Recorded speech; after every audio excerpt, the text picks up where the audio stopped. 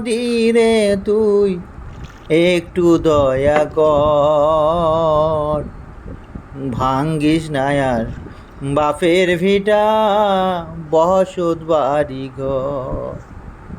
মনির খানের এই বিখ্যাত গানটি শুনলে হয়তো হৃদয় জুড়াবে, কিন্তু আমরা যারা ঘরবাড়ি হারিয়েছি, যারা সহায় সম্বল হারিয়ে আজকে পথের পথিক হয়েছি, তারা কখনোই এই সম্পত্তি, বাড়ি, আমাদের জন্ম বাপদাদার ভিটা ফিরে পাবো না।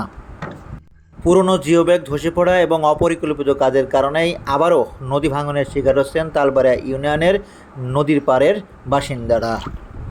মিরপুর উপজেলার তালবাড়িয়া ইউনিয়নের তালবাড়িয়া গ্রামের যেই প্রধান অংশটুকু ছিল, সেই অংশটুকুই অনেক আগেই নদী ভাঙনের কবলে বিলীন হয়ে গিয়েছে।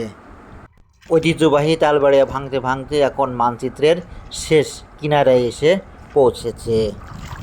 স্থানীয় ব্যক্তির বরাত দিয়ে জানা যায়, গত কয়েকদিন ধরেই এই পুরনো জিও ব্যাগ ধসে পড়ছেন এবং এই যেই পাড় দেখাচ্ছি, সেই পাড়টুকু এভাবেই ভাঙতে ভাঙতে বিলীন হয়ে যাচ্ছে। এই পদ্মা নদীর পানি কুষ্টিয়া সদরে পৌঁছাতে আর একটি মাত্র বাঁধকে অতিক্রম করতে হবে। আর যেই বাঁধটি এখন রয়েছেন তালবাড়িয়ার অর্থাৎ সামকিয়ার কোল ঘেঁষে।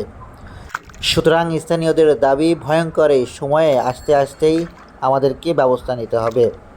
সুতরাং স্থানীয় সম্মানিত ব্যক্তি, রাজনৈতিক ব্যক্তিবর্গ, সমাজসেবক, তালবাড়িয়া ইউনিয়নের চেয়ারম্যান, উপজেলা চেয়ারম্যান এবং দায়িত্বশীল ব্যক্তিদের কাছে অনুরোধ থাকবে, তারা যেন অতি সত্বর এই জায়গাটি পরিদর্শন করে নতুন করে সংস্কার কাজ করে নদী ভাঙনের কবল থেকে বাঁচার ব্যবস্থা গ্রহণ করেন।